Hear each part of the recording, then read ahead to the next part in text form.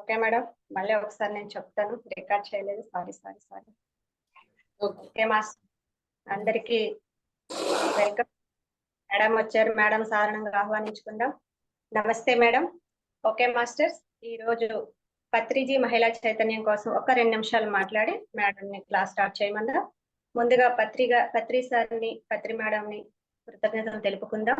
అలాగే ఈ పత్రిజీ మహిళా చైతన్య నిర్వాహకురాలైన శైలజ మేడంకు ధన్యవాదాలు తెలుపుతాము. మన గురువు గారు మనకి ఇచ్చిన 2 సూత్రాలు, ఒకటి 18 ఆదర్శ సూత్రాలు, రెండోది 13 వ్యక్తిగత సూచనలు. అవి తప్పకుండా అందరూ పాటించవలసింది.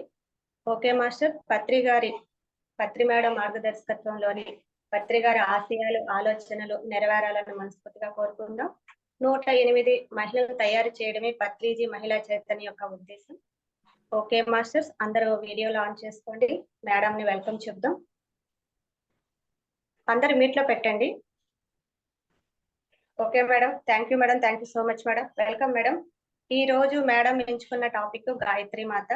ఆ గాయత్రి మాత గురించి మేడం క్లాస్ చెప్తారు.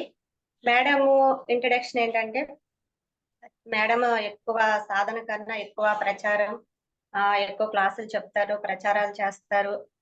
వ్యక్తిగతంగా గవర్నమెంట్ టీచర్ మేడం జ్యోతి గారు కరీంనగర్ నుంచి వచ్చారు. మేడం కి వెల్కమ్ చెప్తాం. మేడం మీరు ఇంట్రడక్షన్ మీరు చెప్పండి మేడం. చాలా పెద్దది ఇచ్చారు, చిన్నదే చెప్పాను, మీరు చెప్పండి.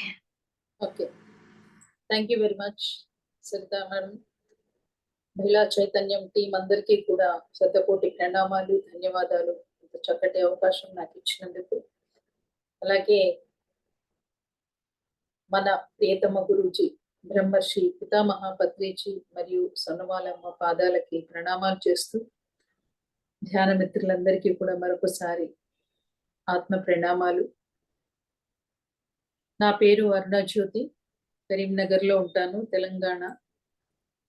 2004లో నేను ఈ దివ్యమైనటువంటి PSSM pyramid spiritual societies movement organisation లోకి రావటం జరిగింది. ఆ దివ్య ధ్యానాన్ని, జ్ఞానాన్ని, మరి అద్భుతమైన పరమాత్మ స్వరూపులు మైత్రేయ బుద్ధులు బ్రహ్మర్షి పితామహ పత్రిజీని కలవటం నా జీవితంలో ఒక పెద్ద మలుపు. పిఎస్ఎస్ఎం లోకి రావటం అనేది ఒక నా జీవితమే కాదు, అందరి జీవితాలు కూడా అంతే. Pyramid masters. మరి ఈరోజు శరన్నవరాత్రుల సందర్భంగా గాయత్రి మాత గురించి చెప్పమని సరిత మేడం ఆహ్వానించడం జరిగింది.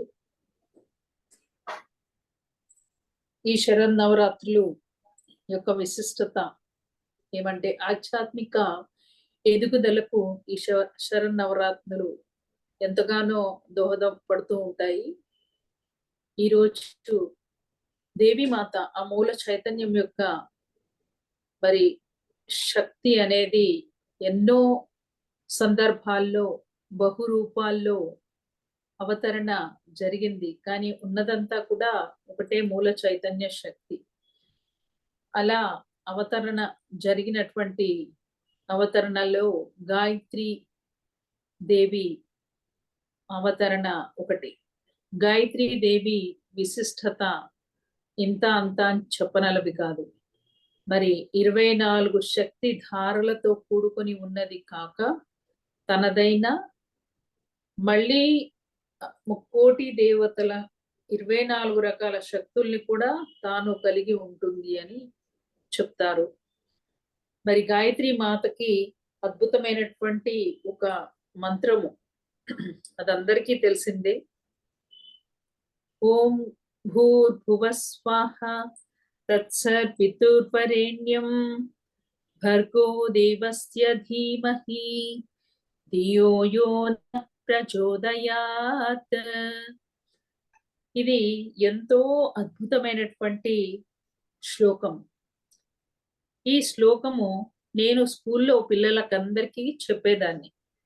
ప్రతిరోజు స్కూల్లో పిల్లలకి, నేను ఒక గవర్నమెంట్ టీచర్గా ఉన్నాను.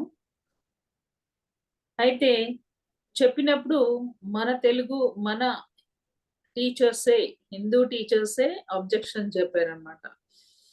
ఎలాంటి మంత్రాలు చెప్పకూడదు కదా స్కూల్లో, మీరు ఎందుకు చెప్తున్నారంటే నేను అడిగేదాన్ని, గురు బ్రహ్మ గురు విష్ణు ఎందుకు చెప్పిస్తున్నారు మరి?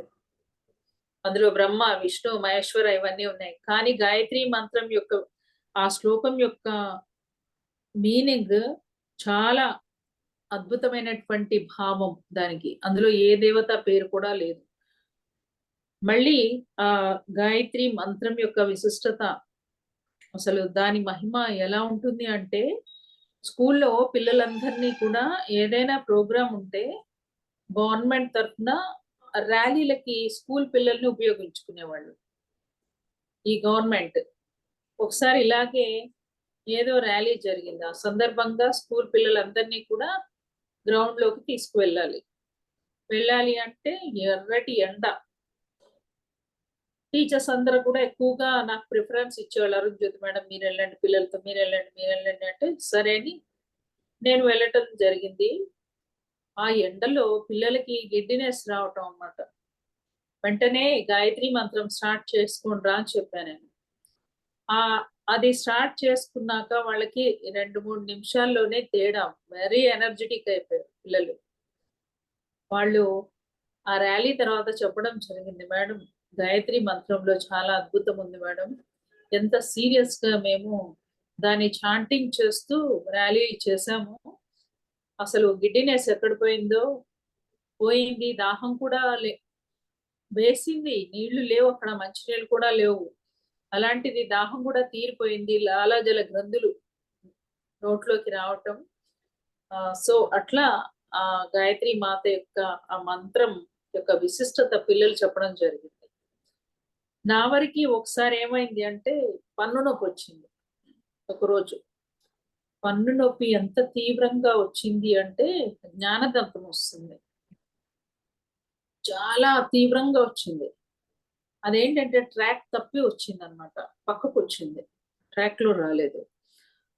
అది ఎంత తీవ్రంగా ఉంది అంటే ఇక గాయత్రి మాతను కోరుకున్నాను, ఎంత గట్టిగా కోరుకున్నాను అంటే అమ్మా అని గట్టిగా అరిచాను.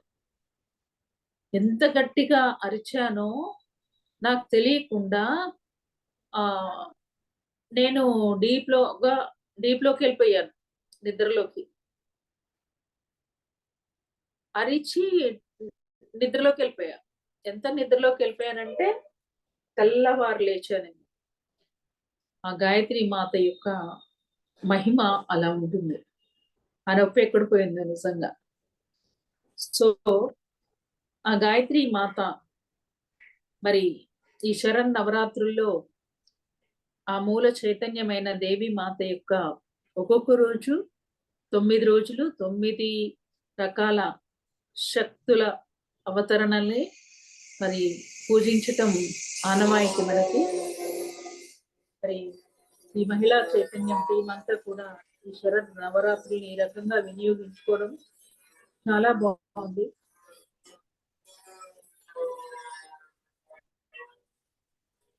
సౌండ్ వస్తుంది. మరి ఈ గాయత్రి మంత్రం యొక్క అర్థం ఏంటి అంటే, మూల చైతన్యమైనటువంటి ఆ పరమాత్ముడి యొక్క చైతన్యంతో మేము అనుసంధానమై మాలోని అజ్ఞాన చీకట్లు తొలగించబడి మేము వివేకంతో అనునిత్యము ఆ భగవంతుని ప్రకాశంలో ఉంటూ అందరి జీవితాన్ని ప్రకాశవంతం మేము చెయ్యాలి అని అర్థం అన్నమాట. ఆ రకంగా దాని యొక్క మీనింగ్. మీకు ఏదైనా శబ్దం వినిపిస్తుందా? డిస్టర్బెన్స్ అవుతుందా? ఒక్క నిమిషం మేడం, నేను విండోస్ క్లోజ్ చేస్తాను, పక్కన రిపేర్ జరుగుతుంది.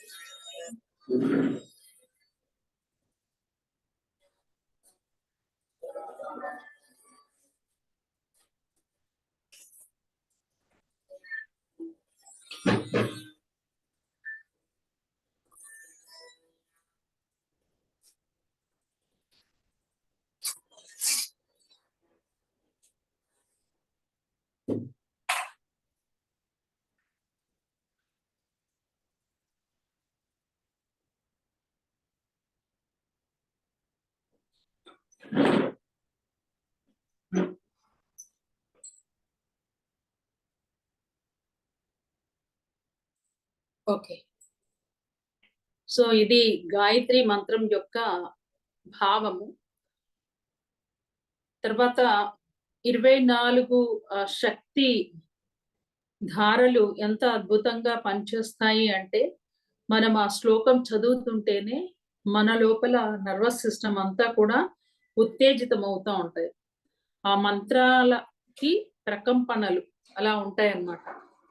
మనం ఏదైతే మెడిటేషన్‌లో ఆ ప్రకంపనలు పొందుతామో, వైబ్రేషన్స్ ఉంటాయో, అలాగే ఈ మంత్రానికి కూడా అంత దివ్యమైనటువంటి ప్రకంపనలు ఉండడము మనం చూస్తాము. 108 సార్లు రోజు కూడా అట్లా 24,000 సార్లు గాయత్రి మంత్రం చేస్తే మనం తప్పకుండా అమ్మవారిని దర్శిస్తాము. అలా దర్శించిన వాళ్ళు ఉన్నారు. మన పిరమిడ్ మాస్టర్ లోనే ఒకళ్ళు ఉన్నారు, నరేంద్ర ముదల్కర్ అని. హైదరాబాద్ లో ఉంటారు సార్. వారికి వాళ్ళ అమ్మాయి అంశగా వచ్చింది. గాయత్రి మాత అంశే వాళ్ళ అమ్మాయిగా వచ్చారనమాట.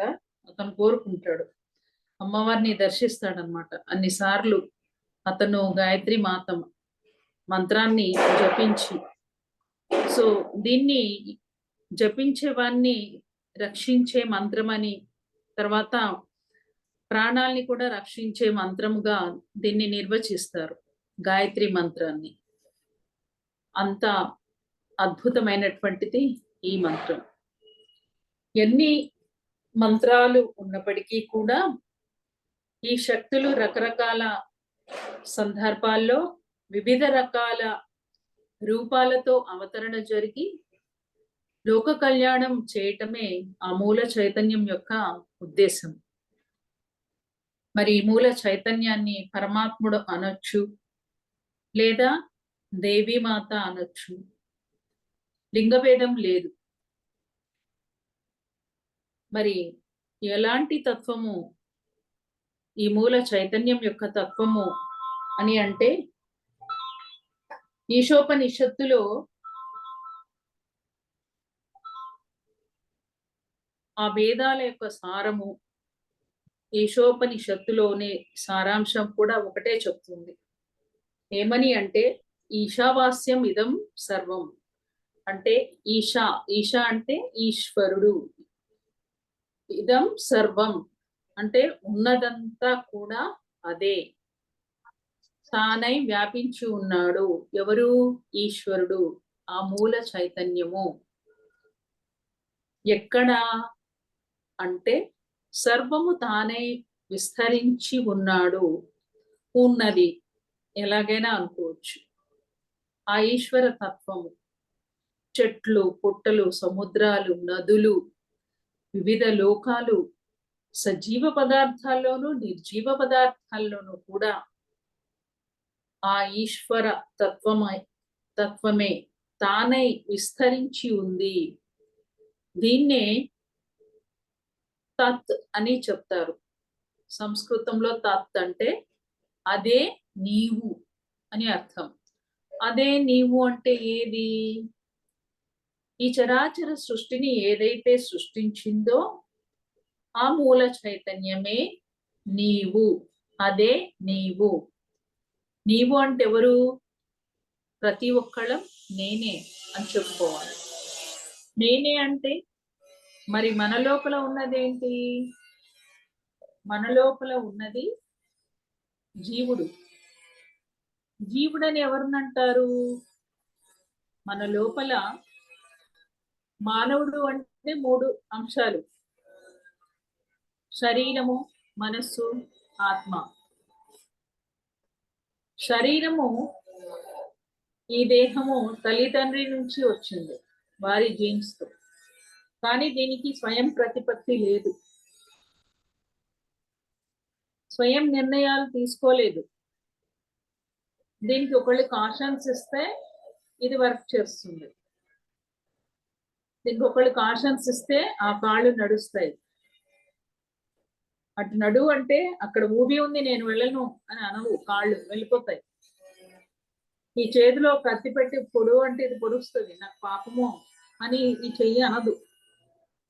అలాంటిది వెహికల్ అన్నమాట, వాహనం. ఈ వాహనము ఎప్పుడైతే ఇందులో వచ్చి ఆత్మ చేరుతుందో అప్పుడు దీనిలో కదలికలు ఉన్నాయి. అదే ఆత్మ ఈ దేహంలోంచి బయటికి వెళ్ళిపోతే అప్పుడు దీన్ని శవము అన్నారు. మరి అలాంటిది ఈ దేహము. మరి మరణించిన తర్వాత అంటే ఈ ఆత్మ ఈ దేహంలోంచి బయటికి వెళ్ళిపోయిన తర్వాత దీన్ని ఏం చేస్తాము? ఖననము చేస్తాము లేదా దహనము చేస్తాము. అంటే ఇది పనికి రానిది, దీని పని అయిపోయింది, దీన్ని కట్టే అని అంటాం. అప్పుడు దాకా మనము అమ్మమ్మ అనో తాతయ్యనో అమ్మ అనో పిలిచిన మనము. వస్తున్నాయి. సౌండ్ వినిపిస్తుందా? బాగాను. మరి తప్పదు, ఏం చేయను. Okay madam, continue. నేను ఇంకా గట్టిగా మాట్లాడాలేమో, అవునా? దానికన్నా ఇంకా గట్టిగా నేను మాట్లాడతాను. మాట్లాడండి. సో మీ ఫోన్ లో కొంచెం వాయిస్ పెంచుకోవచ్చు చూడండి మేడం. మీ ఫోన్ లో వాయిస్ పెంచుకోవచ్చేమో చూడండి మేడం, తక్కువలో ఉందేమో, స్లోలో. అవునా? అది కాదు, పక్కన కొంచెం వర్క్ చేస్తున్నారు.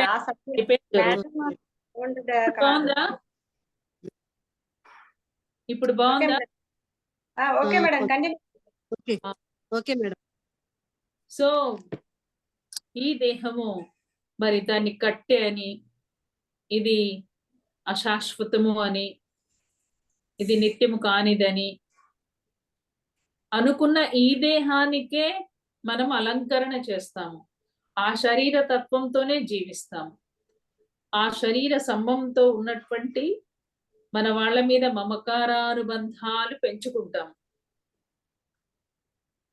దీనికి మరి ఎంతో అలంకరణ చేస్తూ ఆ సౌందర్యానికి మాత్రమే, పైపైన కనిపించే ఆ దేహ సౌందర్యానికి మనము ఎంతో ఆకర్షితులం అయి దానికి ఎక్కువగా ఫోకస్ చేస్తూ ఉంటాం. కానీ అసలు అది అసత్యము, మాయ, నిత్యమైనది కాదు, శాశ్వతమైనది కాదు. అది మరి దహించి వేయబడుతుంది అని చెప్పబడినప్పటికీ కూడా మనము ఆ శరీరానికి ఎక్కువగా ఇంపార్టెన్స్ ఇస్తూ జీవిస్తున్నాం. ఎవరైతే ఆత్మజ్ఞానులుగా ఉంటారో వారు ఆత్మతత్వంతో మాత్రమే జీవిస్తారు. అంటే ఈ శరీరాన్ని, ఈ దేహాన్ని నడిపించేది దేహి. దేహి అంటే ఆత్మ. ఈ ఆత్మ ఎక్కడి నుంచి వచ్చింది అంటే ఆ మూల చైతన్యం నుంచే.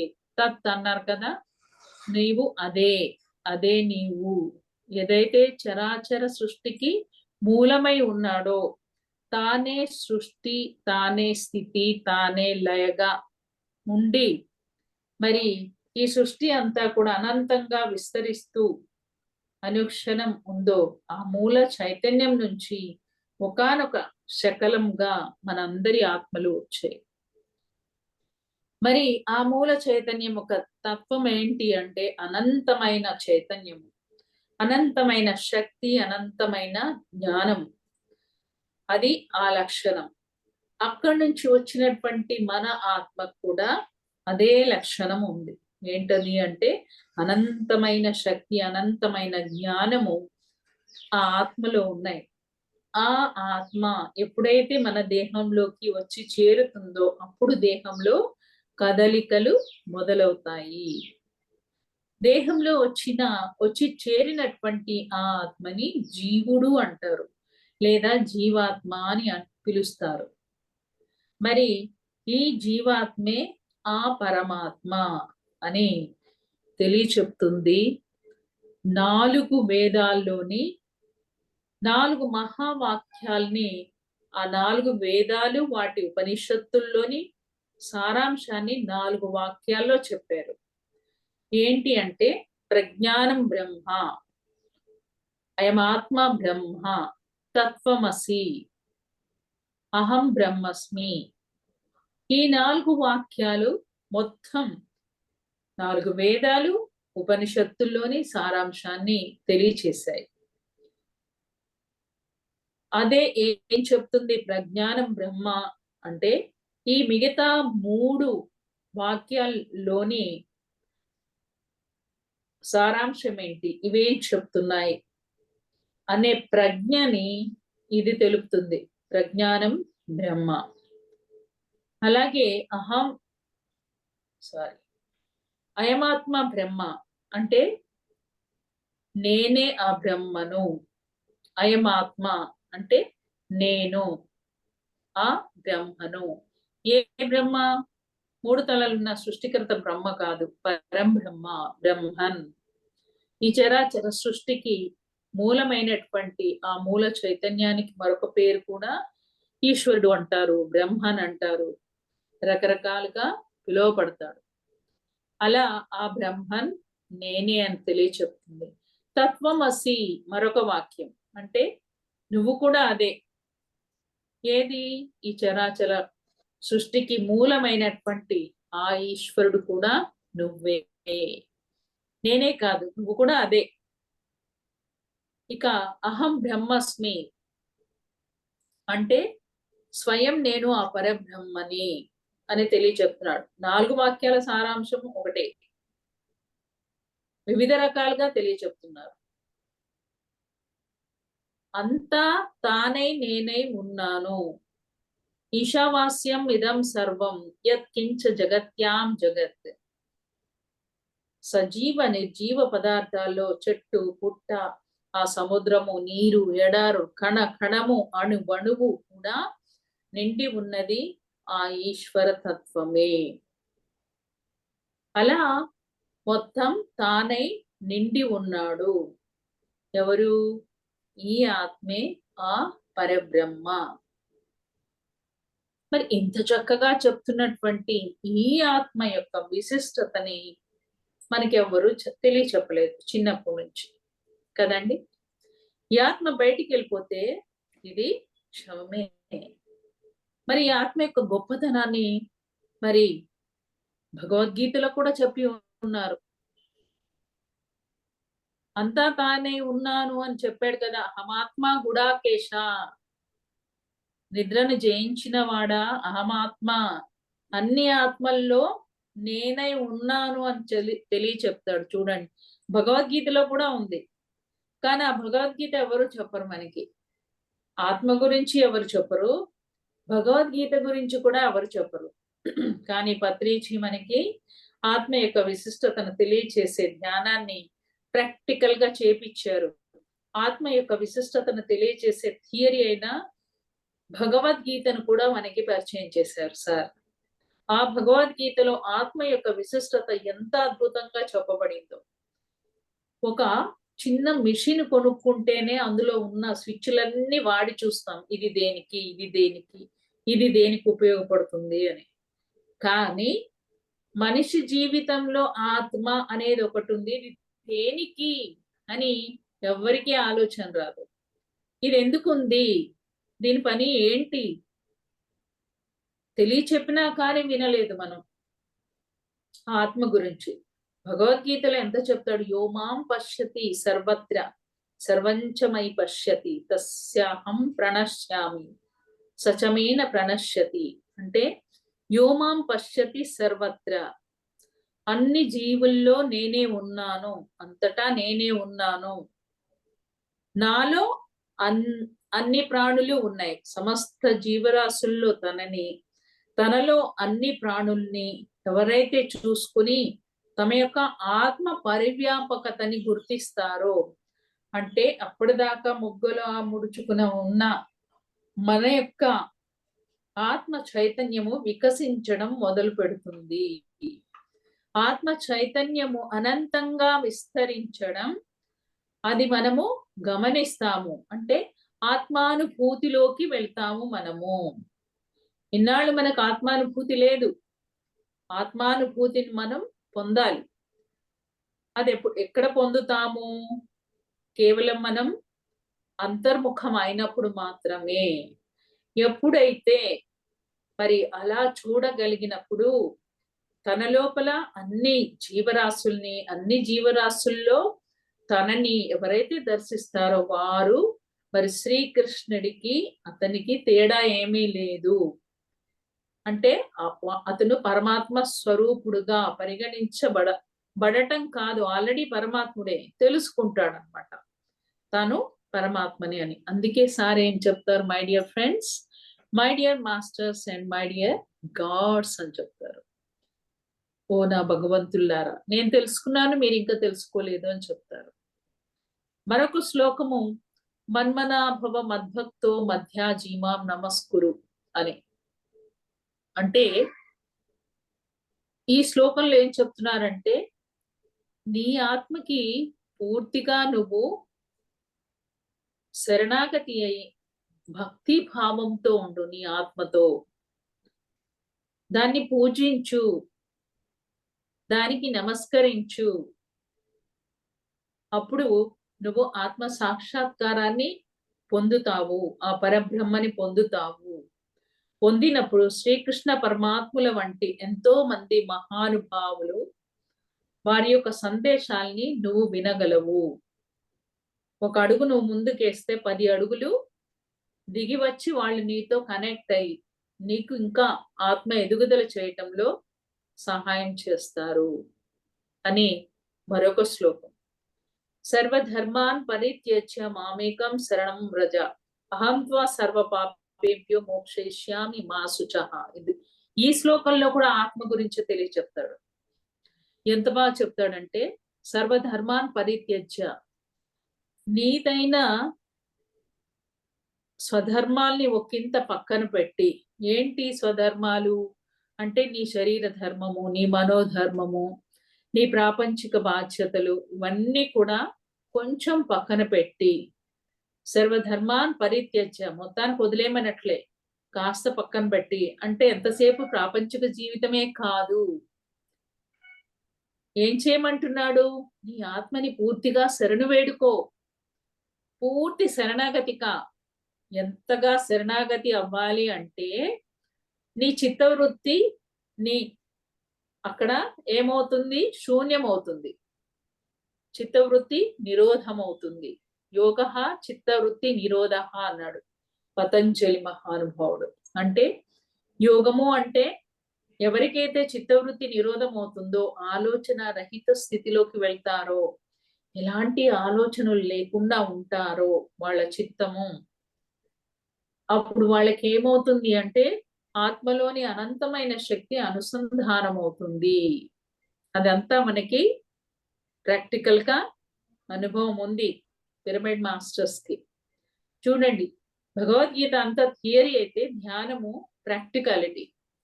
ప్రాక్టికల్స్ అన్నమాట. ప్రయోగాత్మకంగా మనమంతా ఆల్రెడీ అనుభూతి చెంది ఉన్నవారము, చెందుతున్నవారము. సో అలా శరణాగతి అయినప్పుడు చిత్తవృత్తి నిరోధం జరిగి ఆత్మలోని అనంతమైన శక్తి అనుసంధానమై నిన్ను నీ కర్మల నుంచి ఏం చేస్తుంది, నిన్ను నీ కర్మల నుంచి బంధ విముక్తుని చేసి నీ యొక్క ఆత్మ ఎదుగుదలకి తోడ్పడుతుంది. ఏది, ఆత్మతో అనుసంధానం అయినప్పుడు. ఎప్పుడు అవుతావు, నువ్వు పూర్తిగా శరణాగతి అవు నీ ఆత్మకి. శరణాగతి అవడం అంటే ఏంటి, ఆత్మకి పూజించడం అంటే ఏంటి, నిజంగా పూజ చేయటమా కాదు. నువ్వు ఆత్మలో ఆత్మ పరాయణుడిగా అవ్వాలి అంటే, నీ లోపలికి నువ్వు ప్రయాణం చెయ్యాలి. ఆ ప్రయాణమే ధ్యానము. కాబట్టి ఈ ధ్యానం యొక్క విశిష్టత అంతగా చెప్పబడింది. మరొక శ్లోకంలో కూడా ఏం చెప్పబడింది, ఈరోజు ఇక్కడ నేను భగవద్గీత యొక్క విశిష్టత మరియు ధ్యానము ఎలా రెండు మన జీవితంలో ప్రభావితాన్ని చూపిస్తాయో చెప్తున్నాను. సార్ చెప్పిన జ్ఞానం ఇది. సో మరొక శ్లోకంలో ధ్యానాగ్ని దగ్ధ కర్మాణాన్ని, అంటే ధ్యానం చేసినప్పుడు ఆత్మ జ్ఞానాన్ని పొందుతాం, దానివల్ల మన కర్మలు దగ్ధమవుతాయి. ఇది కూడా భగవద్గీతలో చెప్పారు కదా. ఇక ఈ భగవద్గీతలో ఆత్మ యొక్క గొప్పతనం ఎలా చెప్పారు అంటే మరొక శ్లోకంలో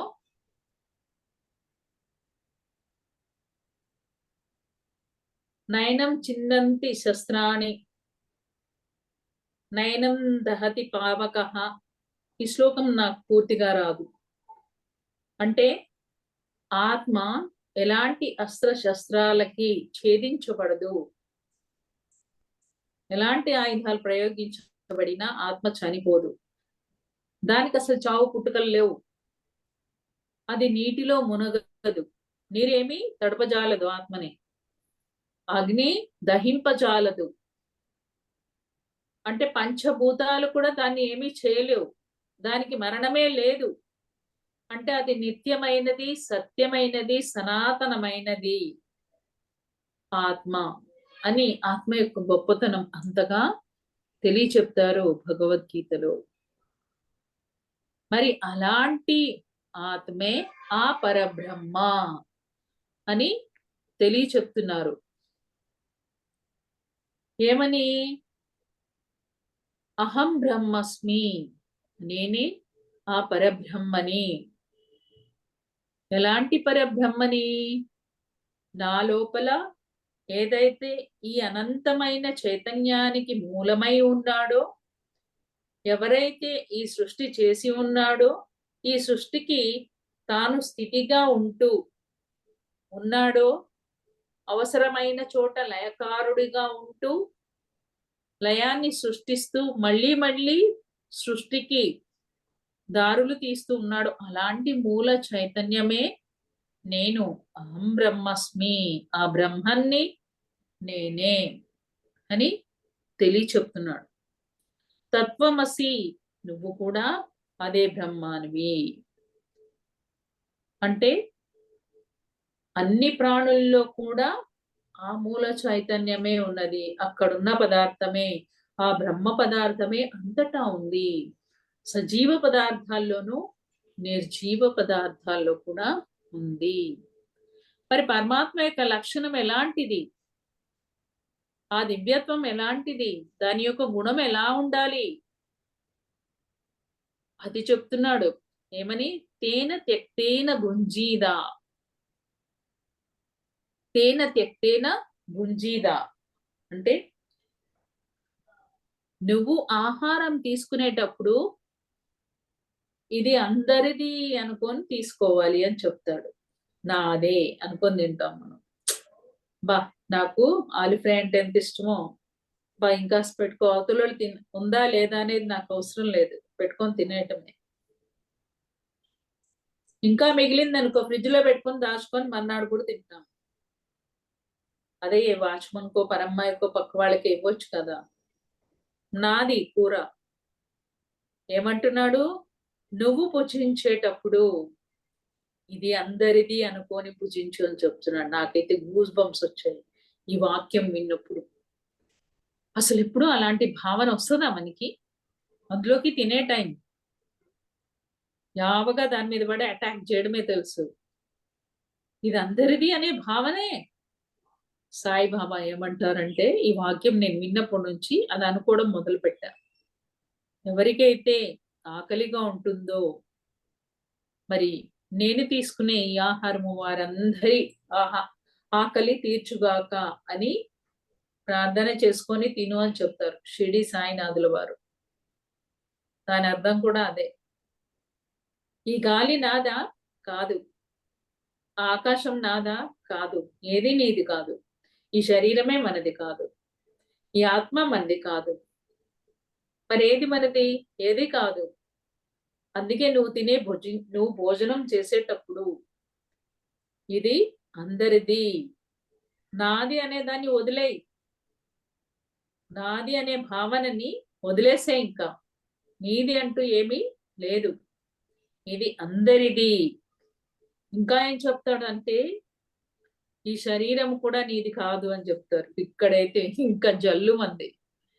ఈ శరీరం మీద నీకు హక్కు లేదు అంటాడు. నువ్వు ఆత్మహత్య చేసుకోవడానికి వీలు లేదు, అది మహాపాపం. ఎందుకంటే అది నీది కాదు ఆ శరీరం కూడా. ఈ శరీరం కూడా ఉన్నది ఎందుకు? ఇతరుల కోసమే, నీ కోసం కాదు, లోక కళ్యాణం కోసం. ఎందుకోసం ఉందనుకుంటున్నావు? పైకి వెళ్ళిన తర్వాత అడుగుతాడంట పరమాత్ముడు, ఏం నాయనా, ఏం సంగతి చెప్పు, ఏం చేసావు? ఏం చేశానండి, అందరికి చేశానండి, మా ఆవిడికి చేసా, మా నాన్నగారికి చేసా, మా అమ్మకి చేసా, నా పిల్లలకి చేసా, మా అన్న మనవాళ్ళకి మనవరాళ్ళకి అందరికి చేశానండి అని చెప్తాం.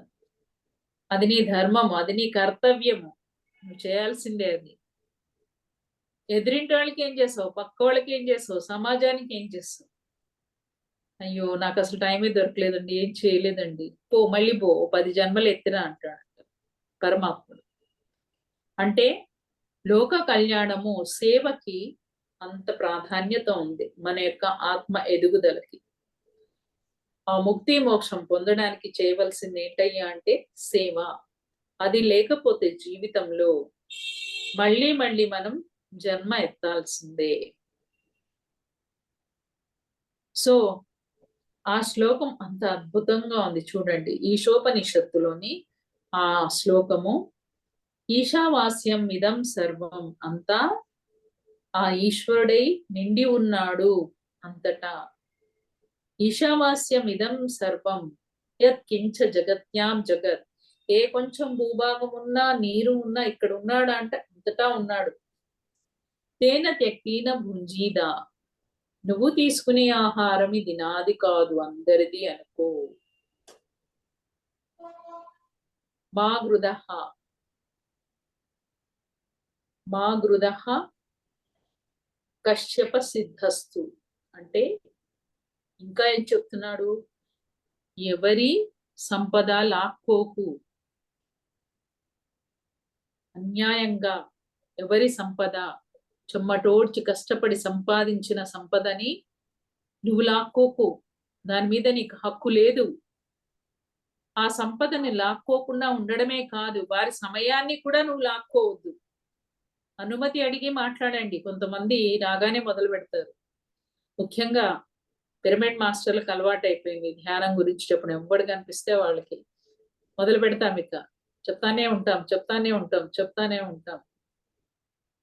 వాళ్ళు వినగలిగే స్థితిలో ఉన్నారా, వాళ్ళకి అవసరం ఉందా తెలుసుకొని చెప్పమంటారా అని అడిగి మనం చెప్పాలి. అంతేగాని అయ్యో తగుదునమ్మా అని మాట్లాడేస్తూ వాళ్ళ యొక్క సమయాన్ని మనం తీసుకోకూడదు, వాళ్ళ సంపదను తీసుకోకూడదు, వాళ్ళ యొక్క సమయాన్ని కూడా తీసుకోకూడదు.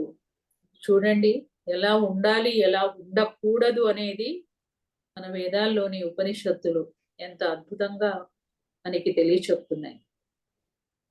మరి ఈ ఆత్మ యొక్క విశిష్టత ఎంత గొప్పది! ఈ ఆత్మ అంటే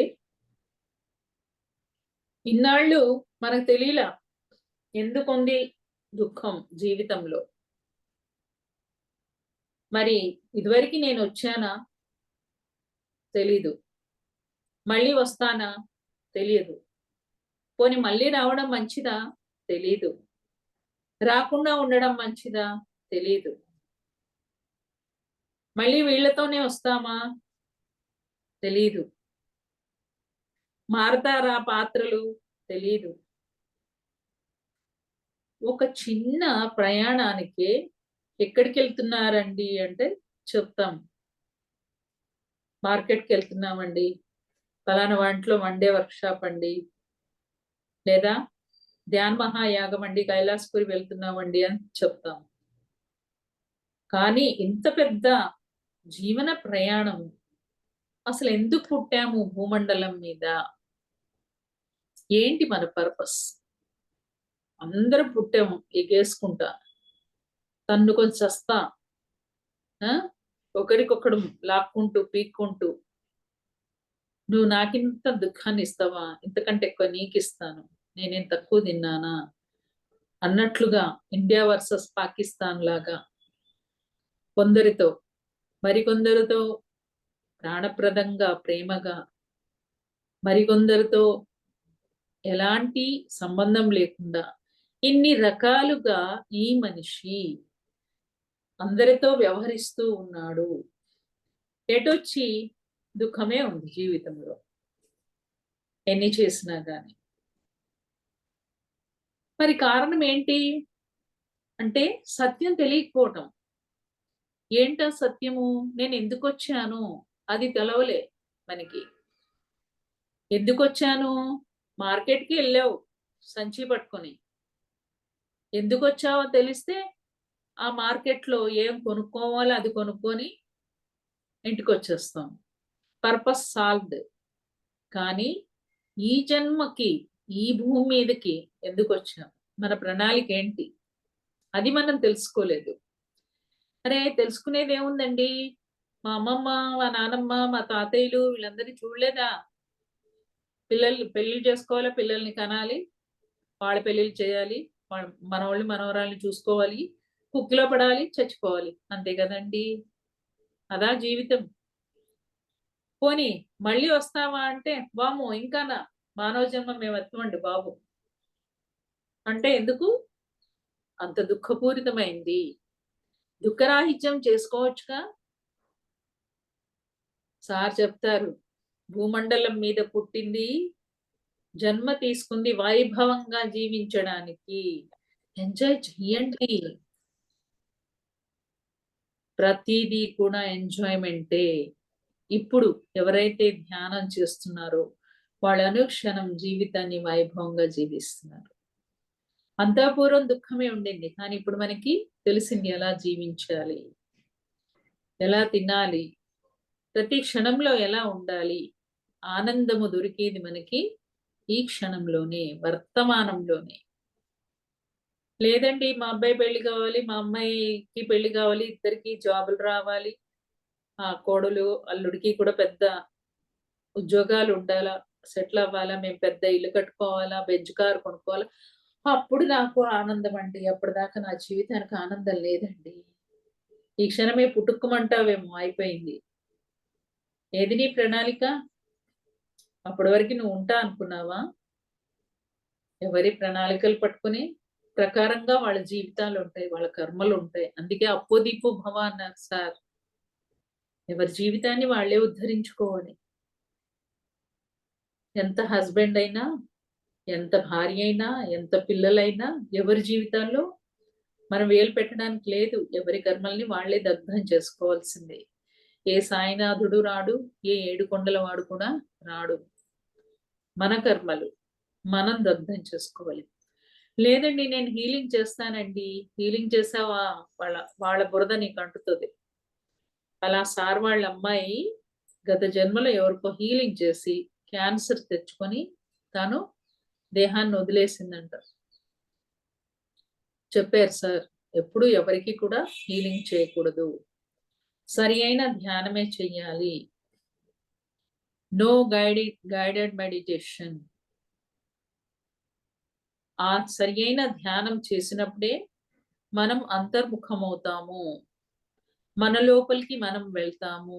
ఏంటి ఆ ధ్యానము అంటే ఆనాపాన సతి. గౌతమ బుద్ధుడు 2500 సంవత్సరాల క్రితం చెప్పిన ఆ ధ్యానాన్ని సరి అయిన ధ్యానం చేసినప్పుడు మనం అంతర్ముఖమవుతాము. అప్పుడు చిత్తవృత్తి నిరోధం అవుతుంది. మరి మనస్సు ఏంటి? చిత్తం ఉంటే ఏమవుతుంది? మనస్సు ఉంటే ఈ మనస్సు ఏం చేస్తుందంటే ఆ విశ్వమయ ప్రాణశక్తి ఏదైతే 24 అవర్స్ మన ఆలోచనకి, మనం మాట్లాడడానికి, మన చేతులకి ఉపయోగపడుతుందో, మనం తీసుకున్న ఈ శక్తితోనే మనం వర్క్ చేస్తాం దినమంతా. అది ఛార్జింగ్ అయిపోయిన తర్వాత మళ్ళీ మన కళ్ళు మూసుకో ఉంటది. ఎందుకు? మళ్ళీ ఛార్జింగ్ అవ్వడానికి. విశ్వమయ ప్రాణశక్తి మళ్ళీ నిద్రలో తీసుకోవడానికి. దాన్ని మనం తెలిసి ఎక్కువగా తీసుకున్నాం అనుకోండి, ఏమవుతుంది? టైర్డ్ అవ్వము, అలసిపోము, మన స్కిల్స్ పెరుగుతాయి, అందులో నైపుణ్యాలు పెరుగుతాయి మనం చేసే పనిలో. ఆ విశ్వమయ ప్రాణశక్తి అధికంగా తీసుకోవటం మూలంగా 1 అవర్ మెడిటేషన్ చేస్తే 6 గంటల నిద్రలో ఎంత తీసుకుంటామో అంత విశ్వమయ ప్రాణశక్తిని మనం పొందుతాము. ఈ మనస్సు ఏం చేస్తుంది అంటే పరిపరి విధాల ఆలోచనలతో ఆ షట్టర్ని క్లోజ్ చేస్తుంది బ్రహ్మరంధ్రాన్ని. అసలు మన యొక్క సహజ స్థితి ఏంటి అంటే ఎప్పుడు బ్రహ్మరంధ్రాన్ని తెరుచుకుని ఉండాలి. పిల్లలు ఎలా ఉంటారు చూడండి, పిల్లలు దైవంతో సమానం అన్నారు. ఎందుకు? వాళ్ళు ఎప్పుడు బ్రహ్మరంధ్రం తెరుచుకుని ఉంటారు, విశ్వమయ ప్రాణశక్తితో కనెక్ట్ అయి ఉంటారు. అంటే ఆ పరమాత్ముడితో కనెక్ట్ అయి ఉంటారు. సహజంగా ఉంటాయి వాళ్ళ చేతులన్నీ కూడా. ఎంత అద్భుతంగా ఉంటారు వాళ్ళు. ఆ ఆ నవ్వు, ఆ మాట, ఆ చూపు అన్ని ఎంతో నిర్మలంగా ఉంటాయి.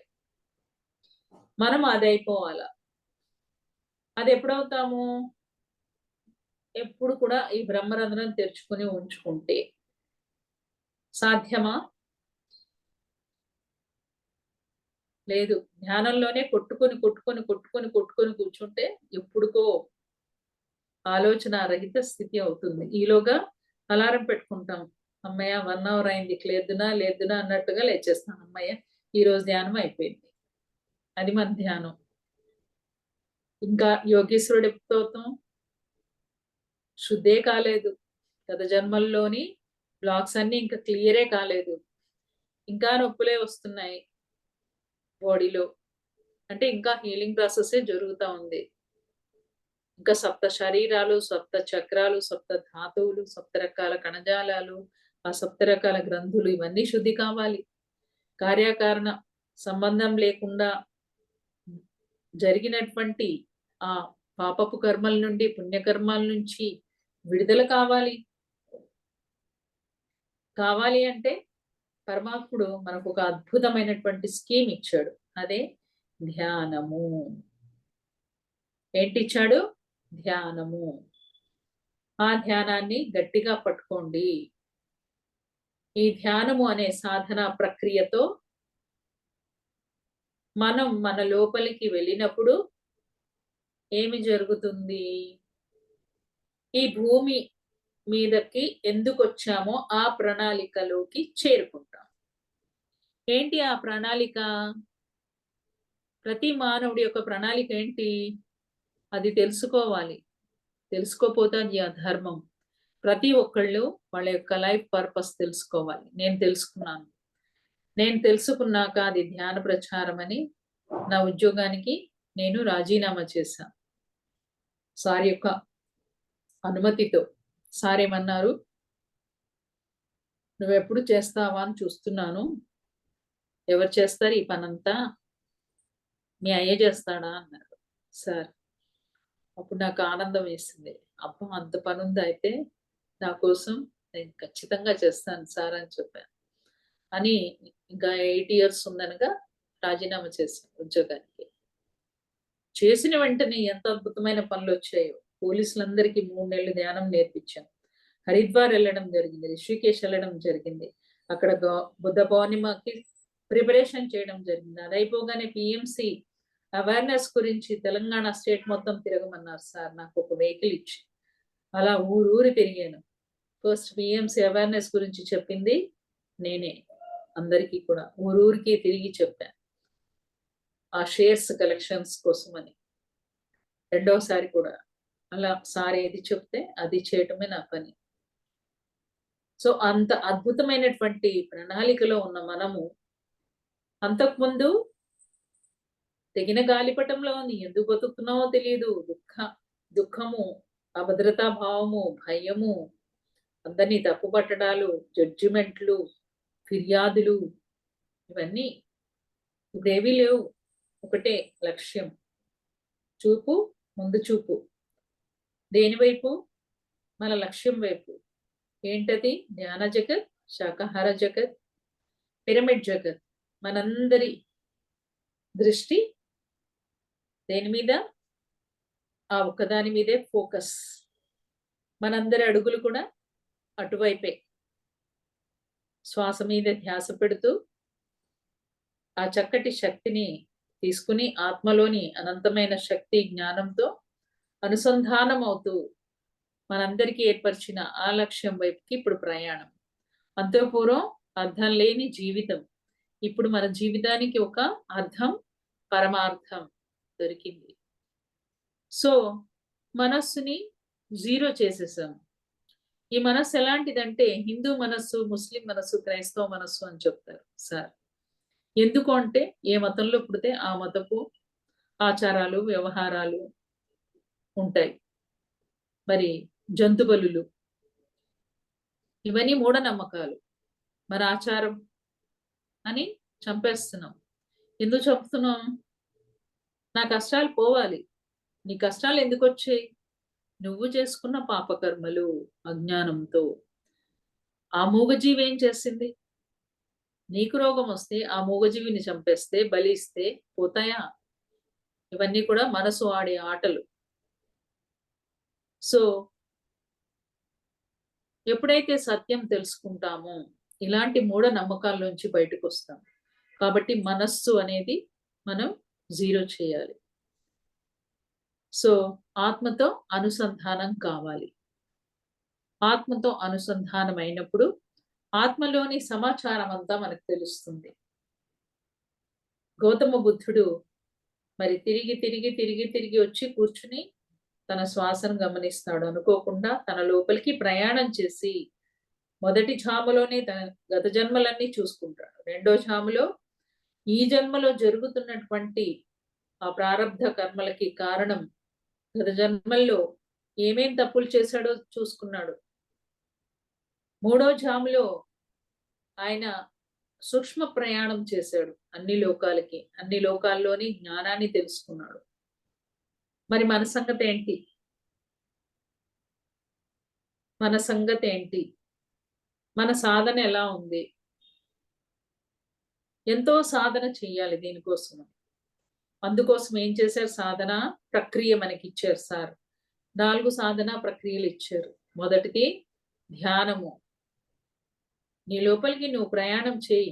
ఆత్మతో అనుసంధానం అయినప్పుడే ఆత్మలోని అనంతమైన శక్తి, అనంతమైన జ్ఞానం నీకు అనుసంధానం అవుతాయి. నీకు ఎనర్జీ కావాలి. ఫస్ట్ నువ్వు సాక్షాత్ పరబ్రహ్మవే. అది తెలుసుకోవాలి అంటే అంత శక్తి నీలో ఉండాలి కదా. తెలుసుకునే శక్తి కావాలి. అంత శక్తి కావాలి అంటే ఆ శక్తి ఎక్కడో లేదు, నీ లోపలే ఉంది. దాంతో అనుసంధానం కా. అనంతమైన జ్ఞానముతో అనుసంధానము కా. ఆ ఆత్మ జ్ఞానాన్ని నువ్వు తెలుసుకోవాలి. ఆ బ్రహ్మ జ్ఞానాన్ని తెలుసుకోవాలి. సృష్టి రహస్యాలు తెలియాలి. ఇవన్నీ కూడా ధ్యానం చేస్తే 3 వరాలు వస్తాయి మనకి. ఏంటి అవి అంటే ఆత్మలోని అనంతమైన శక్తి మనకి అనుసంధానమై మన యొక్క ఆరా పెరుగుతుంది. ఆత్మక్షేత్రం పెరుగుతుంది మన చుట్టూ. మనల్ని తిట్టడానికి వచ్చిన వాళ్ళు కూడా తిట్టలేరు. వాళ్ళ వైబ్రేషన్స్ ని అదిమేస్తాయి మన వైబ్రేషన్స్.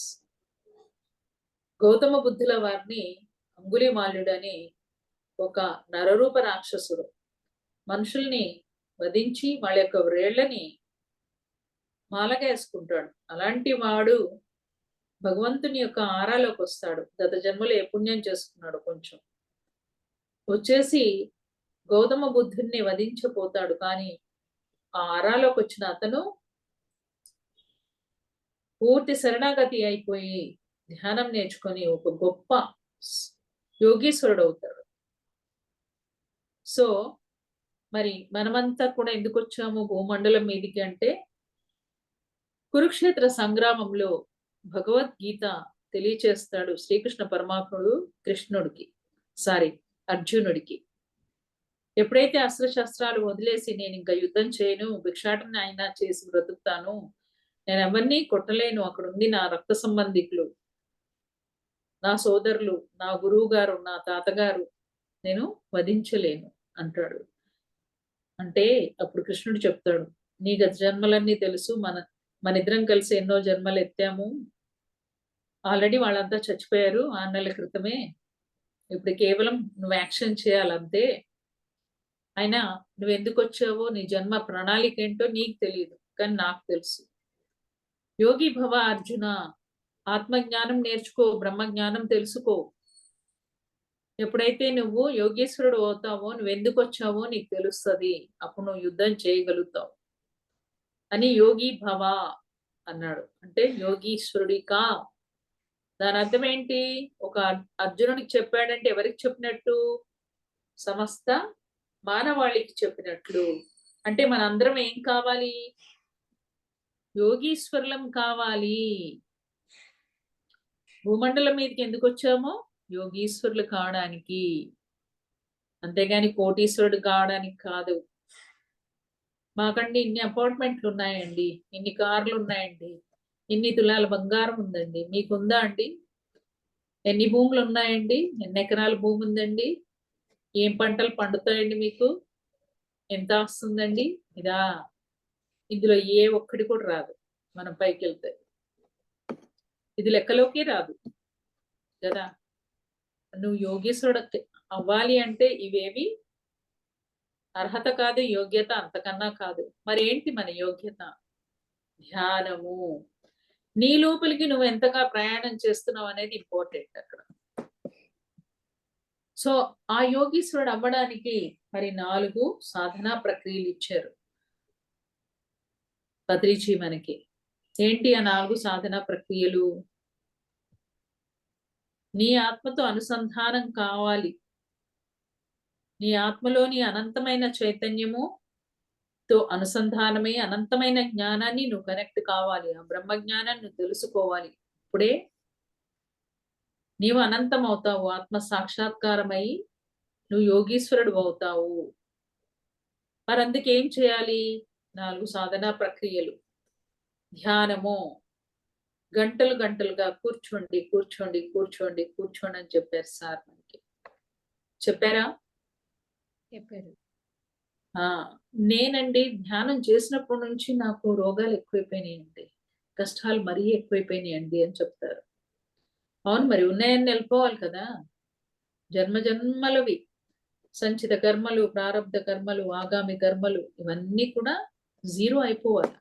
పుణ్యకర్మలు బంగారు సంకెళ్ళు, పాపకర్మలు ఇనుప సంకెళ్ళు. పాపకర్మలకి రోగాలు, సమస్యలు, మానవమానాలు, పేదరికము, అప్పులోళ్ళు, బాధలు, అవమానాలు ఇవన్నీ ఉంటాయి. పుణ్యకర్మలకి అందం, చందం, ప్రేమ, డబ్బు, కీర్తి ప్రతిష్టలు, మర్యాద ఇవన్నీ ఉంటాయి. 2 కూడా బంధనాలే, 2 ఇరుక్కోపడాలే. ఇది నొప్పి, ఇదేమో సంతోషం. ఈ సంతోషంలో అహంకారం పెరగొచ్చు, దీనికి అడిక్ట్ అయిపోయి ఉంటాం. సో 2 అకౌంట్స్ 2 కూడా జీరో చేసుకోవాలి. పాపకర్మలు జీరో, పుణ్యకర్మలు కూడా జీరో చేసుకుంటే అప్పుడు మనకి విడుదల భూమి నుంచి. ఇదే చివరి జన్మ.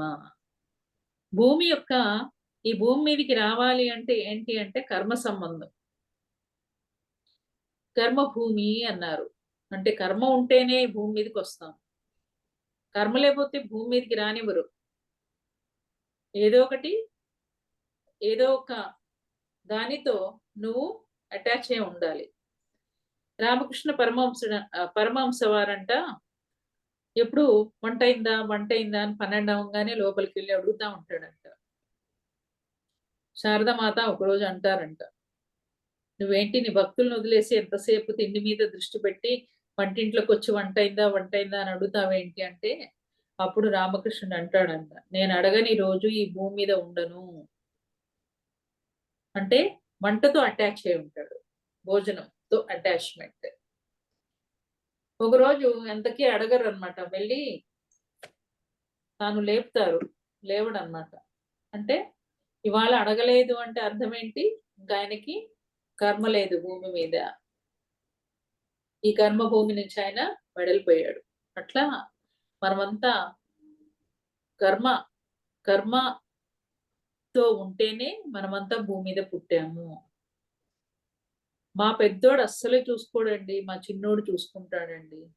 ఎందుకు పెద్దోడు చూసుకోడు? వాడికి కర్మ లేదు కాబట్టి. కానీ వాడిని దుర్మార్గుడుగా చిత్రీకరిస్తాము.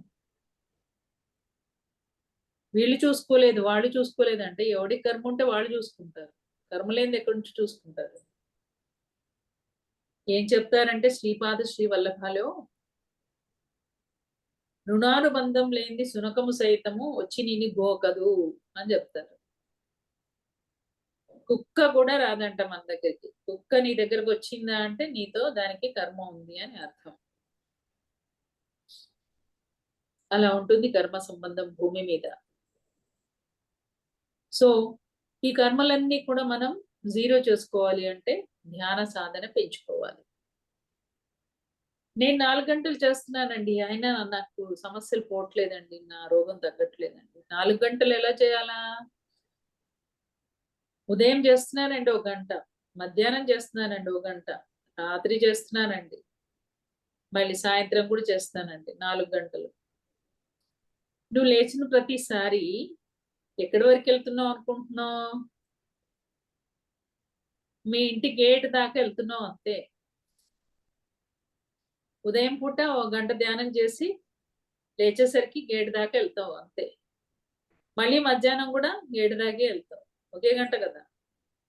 మళ్ళీ సాయంత్రం గేట్ దాకే, మళ్ళీ రాత్రి కూడా గేట్ దాకే వెళ్తావు. నువ్వు ఆ గేట్ దాటి బయటికి ఎప్పుడు వెళ్తావు? బస్ స్టాండ్ ఎప్పుడు వెళ్తావు? బస్సు ఎప్పుడు ఎక్కుతావు? హైదరాబాద్ ఎప్పుడు చేరుతావు? ఇంత ఉంది నీ ప్రయాణం. మరి ఏకదాటిగా కూర్చోవాలి 4 గంటలు. 1 గంట కూర్చుంటే సరిపోదు, ఏకధాటిగా చేయాలి. నాకండి అల్సర్ ఉందండి, నాకు బీపీ ఉందండి, నాకు షుగర్ ఉందండి, రోగాలు ఉంటే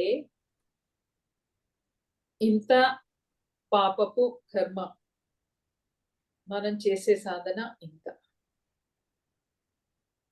సో ఎక్కడి నుంచి కరిగిపోతాయండి పాపపు కర్మలు? దగ్ధమవుతాయా? అవవు కదా. సో అవి ఇంత ఉంటే మన యొక్క సాధన ఇంత ఉండాల. లేదు సాధన. మరి ఆ 4 సాధనలు ఏంటి? ధ్యానము చెయ్యండి, చెయ్యండి, అఖండ ధ్యానం చెయ్యండి, మౌన ధ్యానాలు చెయ్యండి, అమావాస్య పౌర్ణమి ధ్యానాలు చెయ్యండి, సజ్జన సాంగత్యాలు చెయ్యండి. కానీ గైడెడ్ మెడిటేషన్లు చేయకండి, మీరు అక్కడే ఉంటారు. నిన్న ఒక జూమ్ లో అటెండ్ అయ్యా, దారుణం. మెడిటేషన్ అయిపోయేదాకా అఫర్మేషన్స్ చెప్తానే ఉంది అమ్మాయి. శ్వాస మీద ధ్యాస పెట్టండి, ధ్యానం సర్వరోగ నివారిణి, అన్ని ఇవే చెప్తా ఉంది. 4 గంటల ధ్యానం అది. ఉదయం 4 గంటలకు లేచి 8 దాకా ధ్యానం. చూడండి ఎంత టైం వృధా చేశారు. ఆ 4 గంటలు ఆమె మాట్లాడుతానే ఉంది. ఆ 4 గంటలు కూడా శ్వాస మీద ధ్యాస పెట్టండి అంటారు ఎవరైనా? అంటే వాళ్ళకు వచ్చే అనుభవాలన్నీ వదిలేసి మళ్ళీ శ్వాస దగ్గరికి వెళ్ళాలా?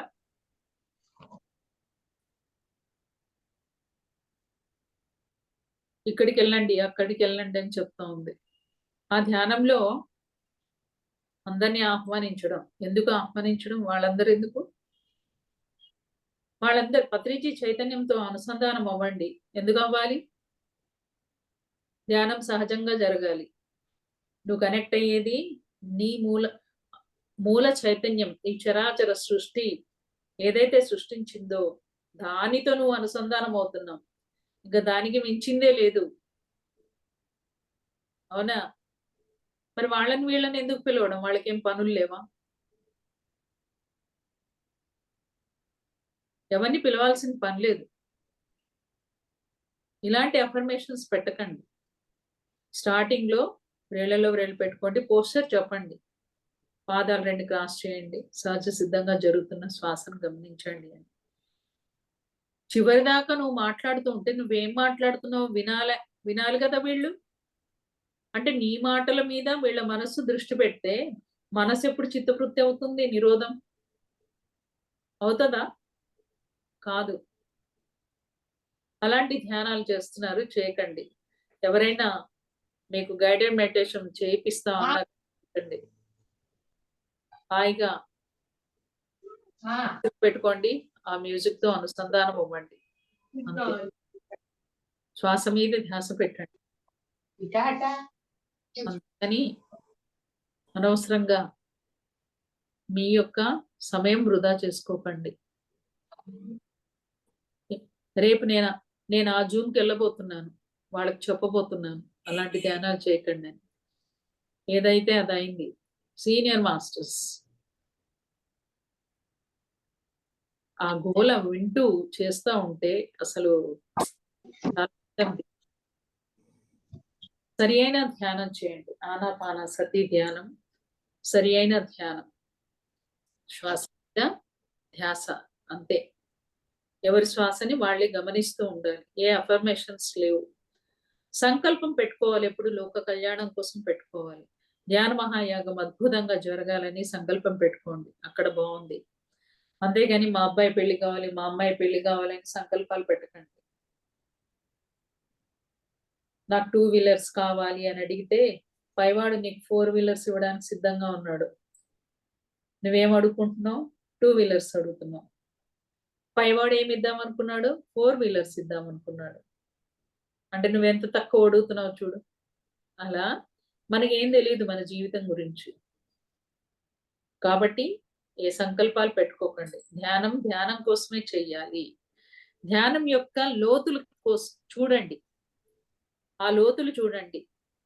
ఆ లోతుల్లోకి వెళ్ళండి. ఆ లోతుల్లోకి వెళ్ళడం అంటే మీరు అనంతంగా విస్తరించడమే, మీరు పరమాత్ముడు అవ్వడమే.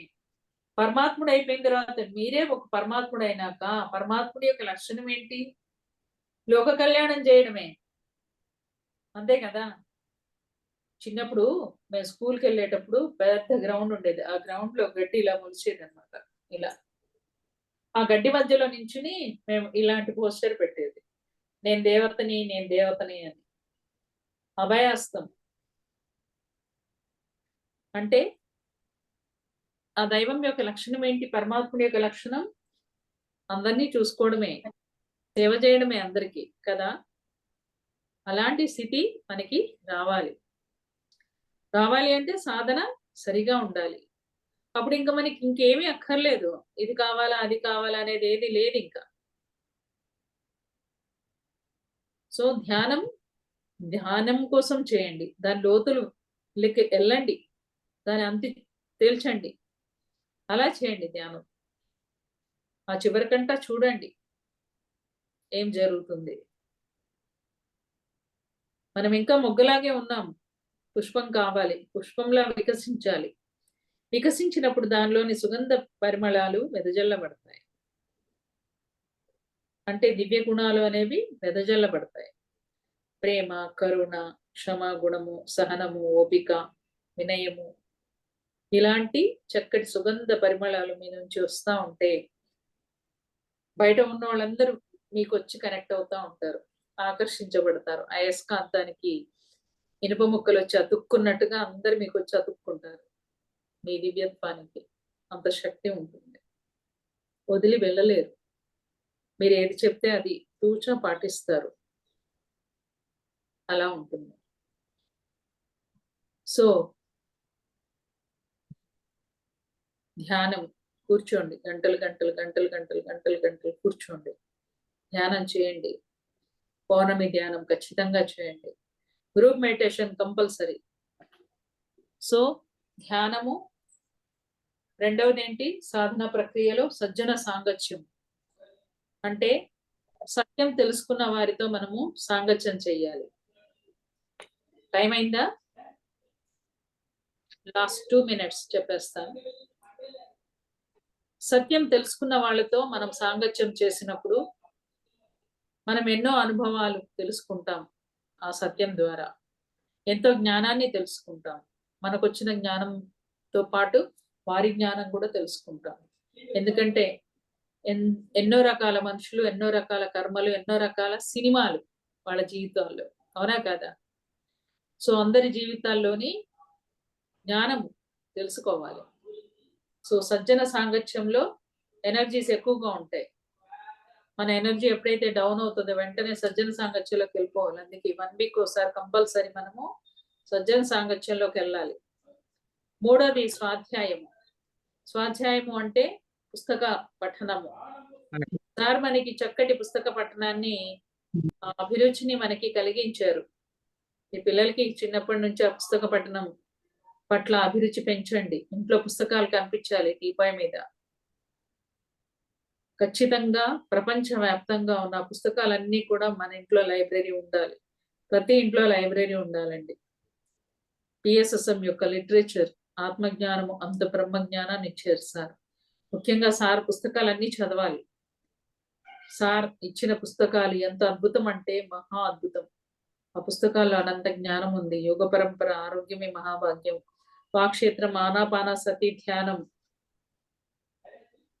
ఆధ్యాత్మిక శాస్త్రము, ఆత్మ విజ్ఞాన శాస్త్రము, ఆత్మక్షేత్రము, ఇలా ఎన్నో పుస్తకాలు సార్ రాశారు. అప్పో దీపో భవ, ఎవరి జీవితాన్ని వాళ్ళే ఉద్ధరించుకోవాలి, ఎవరి సమస్యను వాళ్ళే పరిష్కరించుకోవాలి, అంటే ఎవరి మీద ఎవరు ఆధారపడేది లేదు. భార్య, భర్త, అత్త, మామ, కోడలు, అల్లుడు, పిల్లలు, మనవడు, మనవరాళ్ళు అందరూ ఉన్నా ఎవరికి వారే యమునా తీరే. అంటే ప్రతి ఒక్కళ్ళు ఏంటి ఎలా ఉండాలా? క్లాస్మేట్స్, స్కూల్లో క్లాస్మేట్స్ లాగా ఉండాలి. అంటే భార్య భర్తలు, అత్త మామ, కోడళ్ళు, అల్లుళ్ళు అందరూ మిత్రత్వంతో ఉండాలా. మిత్రత్వం స్కూల్లో క్లాస్మేట్స్ తో ఎలా ఉంటామో అలా ఉండాలా. ఎవరి మీద ఎవరికి అధికారము లేదు సార్ చెప్తారు. ఎవరి మీద ఆధిపత్యం లేదు. ఎవరి స్వయం ప్రతిపత్తి వాళ్ళకే. నువ్వు ఇతరులతో ఎలా ఉంటే నీ జీవితం అంత అద్భుతంగా ఉంటుంది. నువ్వు ఏది ఇస్తే నీ జీవితం యొక్క సృష్టి అదే జరుగుతుంది. నువ్వు ఇతరులకు ఏది ఇస్తే నీకు అదే వస్తుంది. ఆ నియమం మనం గుర్తుపెట్టుకుంటే ఈ భూమండలం ఒక జంతువులదే కాదు, మనుషులదే కాదు, పక్షులదే కాదు, అందరిది. మరి మానవుడు ఎక్కడే తాను నిర్భయంగా, నిర్భీతిగా, స్వతంత్రంగా, ఆనందంగా జీవిస్తున్నప్పుడు మిగతా మూగ ప్రాణులు ఎందుకు భయపడాలా? అవి కూడా నిర్భీతిగా, స్వతంత్రంగా, ఆనందంగా జీవించాలా. ఆ స్వేచ్ఛను వాటికి ఇవ్వాలి మనం. వాటి యొక్క విముక్తి కోసమే వచ్చారు సార్. అహింసాయుతమైనటువంటి భూమాత సాక్షాత్కారం కావాలి అన్నారు సార్. దానికోసం మనం అంతా ప్రయాసపడాలి. పడాలి అంటే ఆత్మజ్ఞానాన్ని మనం నేర్చుకోవాలి, అంత శక్తివంతులం కావాలి. ఆ నేర్చుకున్న జ్ఞానాన్ని మనం ఆచరించాలి. సో ధ్యానము, సజ్జన సాంగత్యము, స్వాధ్యాయము, తర్వాత ప్రతి ఇంట్లో కూడా ధ్యాన జగత్ ఖచ్చితంగా మ్యాగజైన్ ఉండాలి. అందులో ఉన్న జ్ఞానం ఇంత అంతా కాదండి. ధ్యాన జగత్ దాచిపెట్టుకోవాలి. 4th వన్ వచ్చి సజ్జన సాంగత్యము, సేవ. సేవ 4 రకాలుగా. సమయదానము. చూడండి, ఇప్పుడు మీరంతా సమయం ఇచ్చారా లేదా? నేను ఇచ్చానా?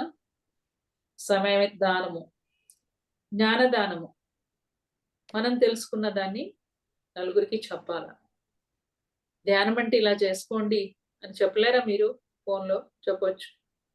సార్ ఏమన్నారు?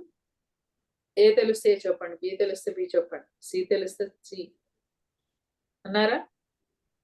అలా జ్ఞానదానము. 3వది శ్రమదానం.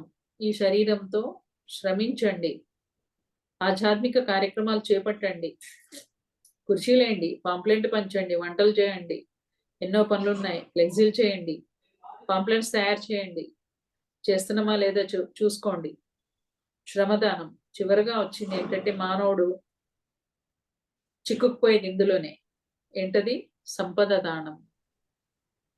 పోయిన ధ్యాన మహాయాగాలకి ఇచ్చామండి, మళ్ళీ ఇప్పుడు ఏమో అడుగుతున్నారు మీరు అని అంటారు.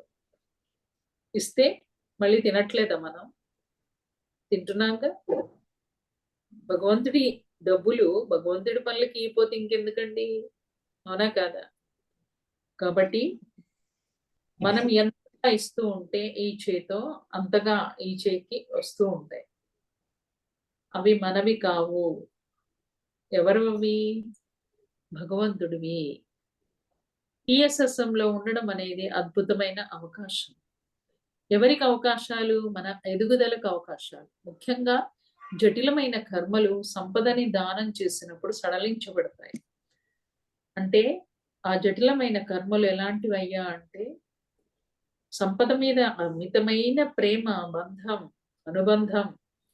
పైసామే పరమాత్మ హై, డబ్బు లేకపోతే ఏది నడవదు అని అనుకునేటటువంటి దాంట్లో ఇరుక్కుని ఉన్నాము. దాని గురించి కూడా అది కూడా అధిగమించగలగాలి. అధిగమించినప్పుడు మనము ఆధ్యాత్మికంగా ఇంకా బాగా ఎదుగుతాము. సో ఈ రకంగా ఈ 4 సాధన ప్రక్రియల్ని మనం అద్భుతంగా చేసినప్పుడే యోగీశ్వరులు అవుతాం. Okay friends, thank you very much. మహిళా చైతన్యము టీం అందరికీ కూడా, మరియు స్వర్ణమాల అమ్మకి, పత్రిజీ గారికి శతకోటి ప్రణామాలు, ధన్యవాదాలు. మీ అందరికీ కూడా ధన్యవాదాలు. థ్యాంక్ యూ వెరీ మచ్ నాకు ఈ చక్కటి అవకాశాన్ని ఇచ్చినందుకు. సో గాయత్రి మాతకి కూడా ధన్యవాదాలు, వారి పేరు మీద ఈరోజు క్లాస్ నిర్వహించినందుకు, అందుకు నన్ను పిలిచినందుకు. Thank you. Thank you madam, thank you so much madam. బాగుంది మేడం, చాలా అద్భుతంగా చెప్పారు. గాయత్రి మాత విశిష్టత, ధ్యానం గురించి, భగవద్గీత శ్లోకాల విశిష్టత గురించి, తర్వాత ఆత్మ వెదుగుదల గురించి, ఆత్మ విశిష్ట గురించి చాలా బాగా చెప్పారు మేడం. సమయం సాధన సేవా పదం చాలా బాగుంది madam. Thank you so much madam. నమస్తే మేడం. Thank you.